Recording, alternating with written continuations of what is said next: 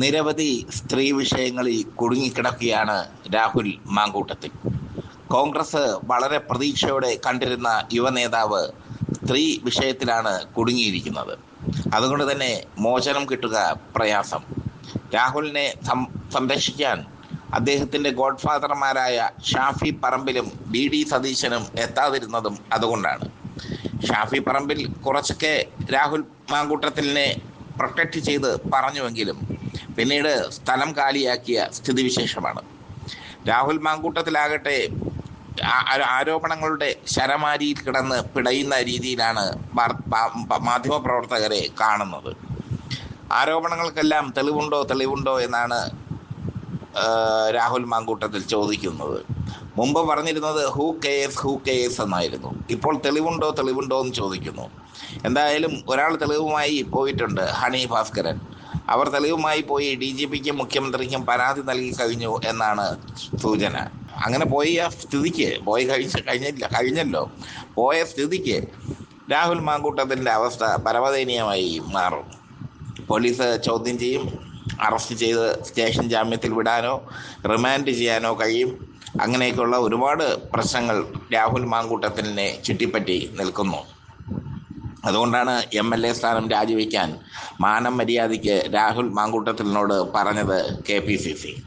BD സതീശനും അതുതന്നെയാണ് അഭിപ്രായം.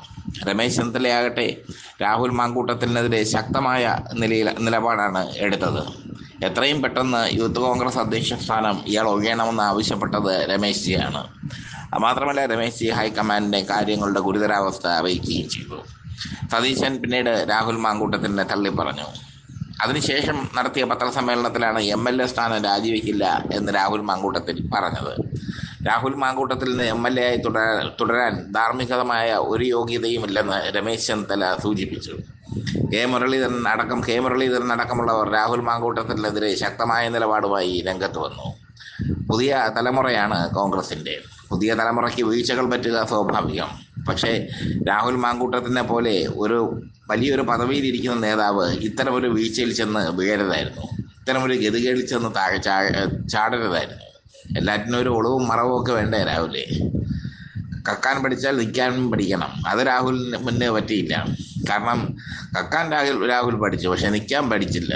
എന്തായാലും രാഹുലിൻ്റെ അറസ്റ്റ് അതുണ്ടാകുമോ എന്നുള്ളതാണ് ഇനി അറിയേണ്ടത്. രാഹുൽ MLA സ്ഥാനം എന്തായാലും വൈകാതെ രാജിവെക്കും. കാരണം കോൺഗ്രസ് അത്ര കർശനമായ നിലപാടാണ് രാഹുലിനെതിരെ എടുത്തിരിക്കുന്നത്.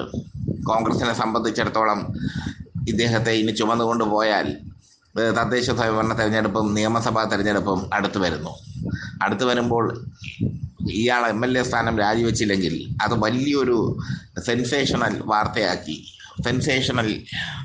സെൻസേഷണൽ പ്രചരണമാക്കി ഇടതുപക്ഷവും BJPയും മാറ്റും. ഇപ്പോൾ തന്നെ അവർ പ്രചരണമൊക്കെ തുടങ്ങിക്കഴിഞ്ഞു. പ്രതിഷേധ സമരങ്ങളൊക്കെ രാഹുലിൻ്റെ പാലക്കാടുള്ള ഓഫീസിലേക്ക് BJP നടത്തി. CPMൻ്റെ മഹിളാ കോൺഗ്രസും പ്രതിഷേധ യോഗങ്ങൾ നടത്തി. മാത്രമല്ല കോഴിയുടെ പടവും രാഹുലിൻ്റെ പടവും ഒരുമിച്ച് വെച്ചുള്ള ഫ്ലക്സുകൾ DYFI കേരളത്തിൽ അങ്ങോളം ഇങ്ങോളം വെച്ചു. ഇങ്ങനെയൊക്കെ പരമാവധി രാഹുൽ മാങ്കൂട്ടത്തിനെ തകർക്കാൻ, അതുവഴി കോൺഗ്രസിനെ പരിഹസിക്കാൻ DYFIയും CPMും ശ്രമിച്ചു തുടങ്ങിയിരിക്കുന്നു. സൈബറിടങ്ങളിലും രാഹുൽ മാങ്കൂട്ടത്തിനെതിരെ നല്ല രീതിയിലുള്ള പൊങ്കാല വരുന്നുണ്ട്. മാത്രമല്ല സൈബറിടങ്ങളിൽ രാഹുൽ അനുകൂലികളും തിരിച്ച് ആക്രമിക്കുന്നുണ്ട്. സൈബറിടങ്ങളിലും യുദ്ധം നടക്കുന്നു. എന്തായാലും രാഹുലിൻ്റെ വീഴ്ച കോൺഗ്രസിൻ്റെ തകർച്ചയാകുന്നു എന്നതാണ് അതിൻ്റെ ഒരു ട്വിസ്റ്റ്. രാഹുൽ MLA സ്ഥാനം രാജിവെച്ചില്ലെങ്കിൽ അത് കോൺഗ്രസിന് വലിയ തിരിച്ചടിയായി മാറും. അത് ഇടതുപക്ഷം ആയുധമാക്കി മാറ്റും. അതുകൊണ്ട് തന്നെ രാഹുലിനോട് MLA സ്ഥാനം രാജിവെക്കണം എന്ന് പറഞ്ഞിരിക്കുകയാണ് കോൺഗ്രസ്. രാജിവെച്ചില്ലെങ്കിൽ രാഹുലിനെ പുറത്താക്കുന്നത് ഉൾപ്പെടെയുള്ള നടപടികളിലേക്ക് കടക്കാൻ പോവുകയാണ് സതീശൻ.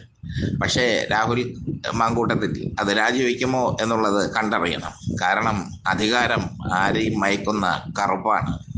അധികാരത്തിൻ്റെ കറുപ്പ് തിന്നവൻ ഒരിക്കലും അധികാരം വിട്ട് ഒഴിയുകയില്ല. ഇനിയെല്ലാം കണ്ടറിയാം.